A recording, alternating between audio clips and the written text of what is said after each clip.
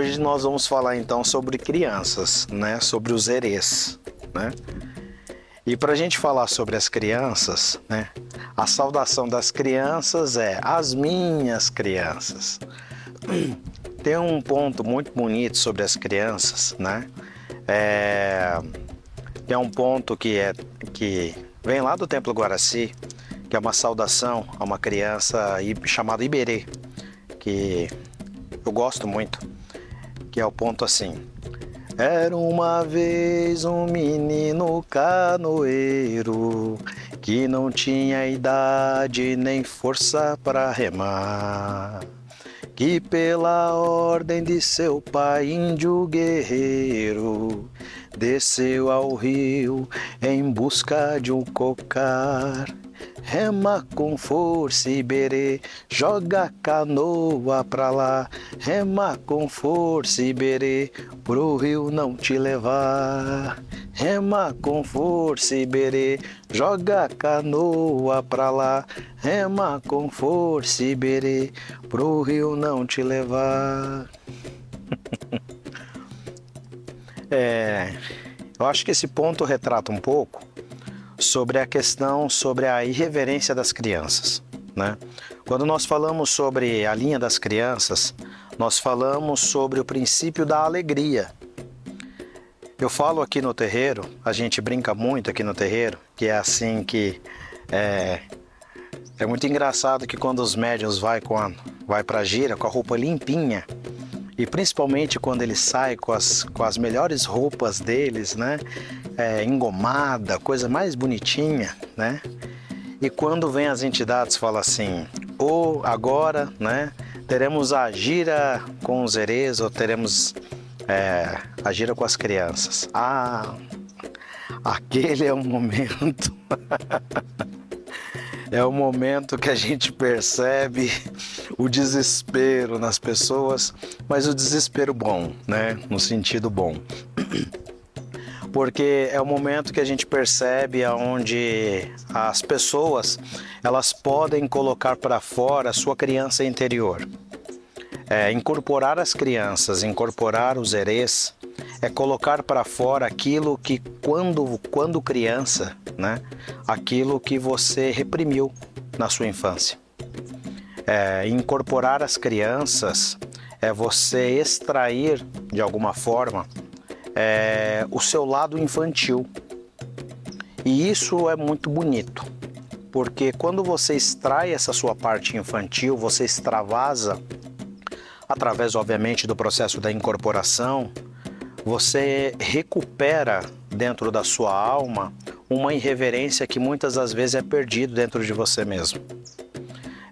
Isso porque muitas das vezes vai passando o tempo, vai passando os anos da nossa vida, e devido a diversas questões, devido às responsabilidades, devido os compromissos, nós vamos ficando sérios demais.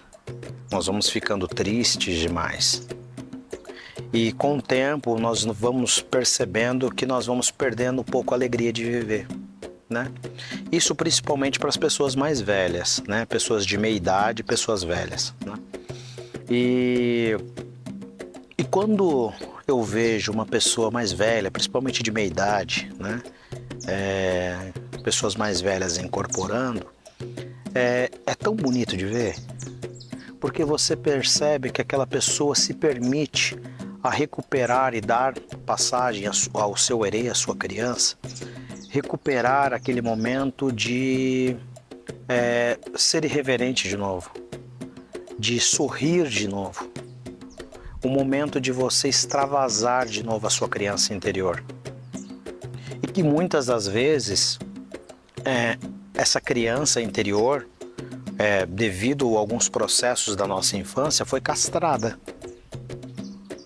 Quantas das vezes nós passamos alguns processos da nossa infância e os nossos pais nos castraram, talvez, enfim, devido à nossa criação, né, e diversas questões, e nós não pudemos fazer certas coisas.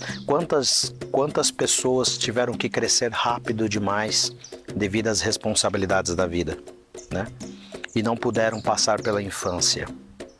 E dentro do momento, quando nós vamos incorporar as crianças, é o momento então de recuperar essa proposta com as crianças.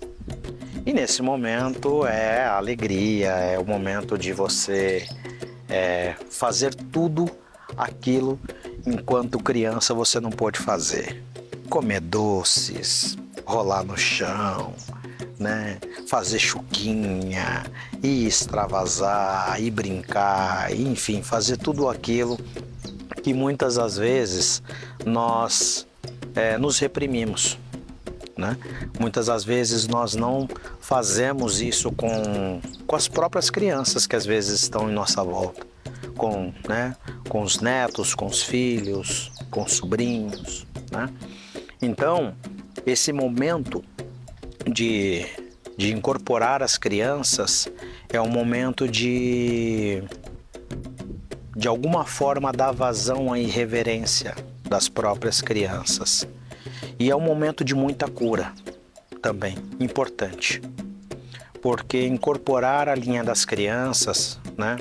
As crianças estão sob o domínio de uma linha muito cultuada, né? Dentro da linha católica de Cosme e Damião, né? Conhecido como os irmãos, né? Os irmãos curadores que foram médicos e que foram irmãos que de alguma forma passaram, né, pela África, né, e pela Europa também, curando pessoas e tudo mais, e são associados também de alguma forma a Ibeji, né, a divindades africanas, aos gêmeos, aos Ibejis, né? E os Ibejis trazem também esse princípio de irreverência das crianças também, né? E os Erês, eles trazem então nos médiuns essa proposta de alguma forma de ser feliz. Então, nos seus trabalhos, quando as crianças elas incorporam no terreiro, né, dentro dos trabalhos mediúnicos, através dessa traquinagem que elas fazem, e que para algumas pessoas, talvez para os consulentes, parece ser alguma coisa assim muito horrenda, né? Às vezes da criança pegar o bolo, colocar dentro do guaraná e qualquer outra coisa assim, que para algumas pessoas parece ser alguma coisa nojenta ou qualquer outra coisa assim, mas para as crianças que estão ali, aquilo é um trabalho espiritual. Aquilo é um processo de cura que a criança está trabalhando. Aliás, as crianças e os Erês espirituais são entidades muito boas e muito perceptíveis em relação à previsão de questões sobre gravidez. Então, quando uma criança, né, quando um Erê fala, tia, tio, ó, tá vindo menina ou menino aí, olha, é bom ficar esperto,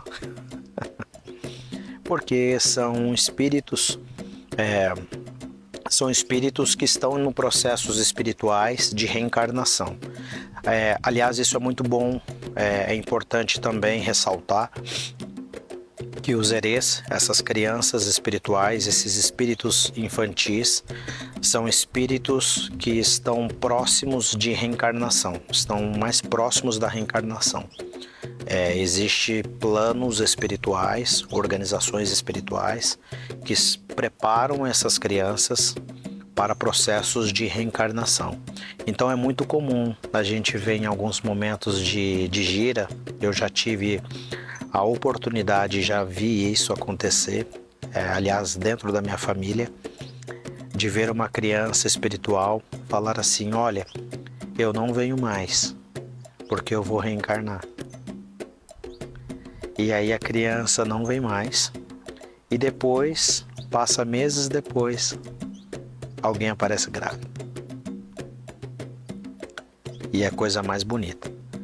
E aí, nesse caso, eu tive essa experiência, passa tempos depois, essa criança depois foi no PG, pegou o paramento que era daquela entidade, né? Assim, passou alguns anos e falava assim: eu sou Pedrinho, eu sou Pedrinho, eu sou Pedrinho. Todos nós, né? Espantados, né? Porque é uma coisa assim surreal, né? Uma criança de 3, 4 anos de idade, sem saber da história, trazer uma revelação dessa que, né, só a família ali sabia. Então, as crianças espirituais, assim, elas trazem dentro das suas histórias, dentro, dentro dos seus trabalhos espirituais, eu acho que é um trabalho muito sutil. E, aliás, acho que tem uma coisa aqui que é importante nós ressaltarmos, que não são todos os médiuns que têm afinidade com essa linha, viu? E, aliás, não só com essa linha, mas com todas essas outras linhas que nós conversamos, que nós ressaltamos aí durante toda essa série, porque, assim, por mais que são as 7 linhas de Umbanda, mas não quer dizer que todos os médiuns têm afinidade com todas essas linhas. E por quê? Bom, porque, por exemplo, no caso das crianças,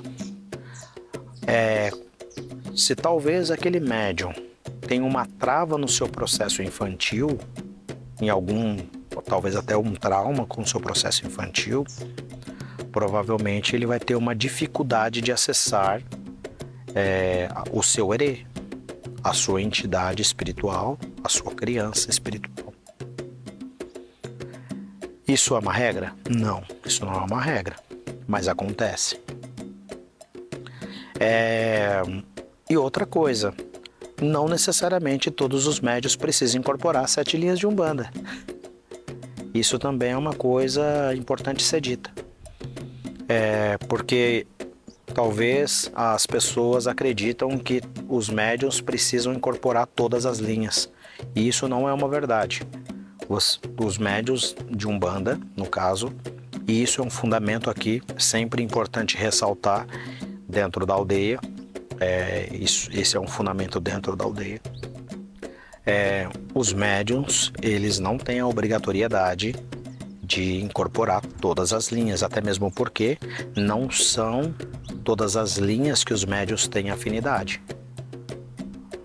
Então, isso é importante